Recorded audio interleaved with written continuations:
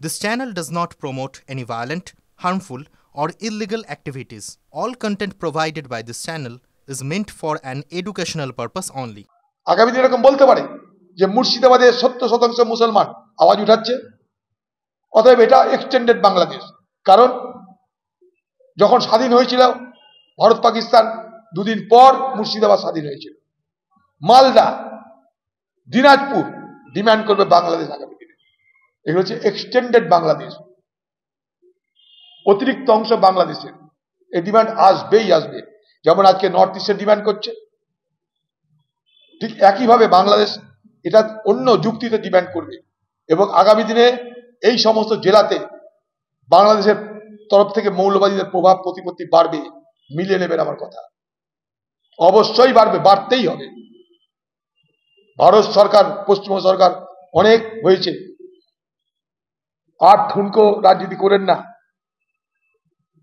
ঠুনকো রাজনীতি করলে পশ্চিমবঙ্গ শেষ হয়ে যাবে, দেশ শেষ হয়ে যাবে।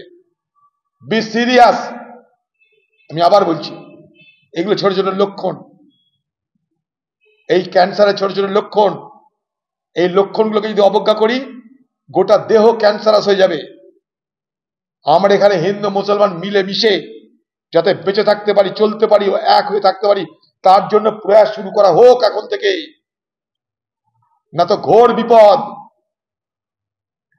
পশ্চিমবঙ্গের সাম্প্রদায়িক সম্প্রীতি আমাদের আগামী দিনে বাঁচাবে, না তো আজ বাংলাদেশে দেখছেন আগামী দিনে পশ্চিমবঙ্গেও তাই হবে।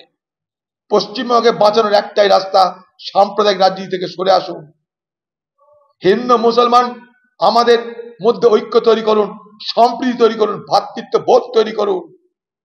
এটাই পশ্চিমবঙ্গকে বাঁচানোর কথা ভাবুন। এখন বর্ডার, এটা মাথায় রাখবেন। ভয়ঙ্কর বিপদের দিন আসছে। আমি অ্যালার্মিস্ট নই, কিন্তু আমি বলে রাখছি, সকলের চিন্তা করা দরকার। ভৌগোলিক সীমানা বাড়াতেই হবে। মৌলবাদী এটা আগামী দিনে এই লাইন হবেই হবে। বাংলাদেশ যেভাবে পপুলেশন বাড়ছে, তাতে ওখানে কমজোর সফট টার্গেট হিন্দুরা তাদের জমি জায়গা কেড়ে নিচ্ছে। কেন? সেখানকার মুসলমান সম্প্রদায়ের মানুষকে সেখানে অ্যাকোমোডেট করবে, মৌলবাদী মানুষকে অ্যাকোমোডেট করবে। কিছু রাহাজানি, কিছু, যেমন এখানে যেমন প্রমোটার আছে, বাংলাদেশে প্রমোটারের অভাব নেই। এখানকার যেমন প্রমোটাররা তৃণমূলের সাহায্য নিয়ে লোকের জমি দখল করে, বাংলাদেশের প্রমোটার আজকে মৌলবাদীদের সাহায্য নিয়ে এইভাবেই সফট টার্গেট, যেখানে নরম মাটি, সেগুলোকে দখল করবে। তার জন্য হিন্দুদের বাড়িঘর আরো বেশি লুট হবে, হিন্দুদের জমি জায়গা থেকে আরো তা থেকে ডিসপজেস করা হবে, সরিয়ে দেওয়া হবে। কারণটা একটাই, পপুলেশন বাংলাদেশে প্রচন্ড, ডেন্সিটি পপুলেশন কোয়াইট হাই।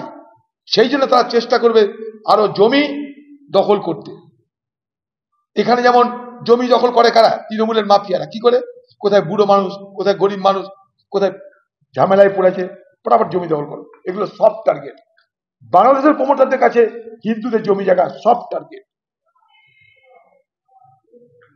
তাই লুট হচ্ছে জমি জায়গা আরো বেশি করে।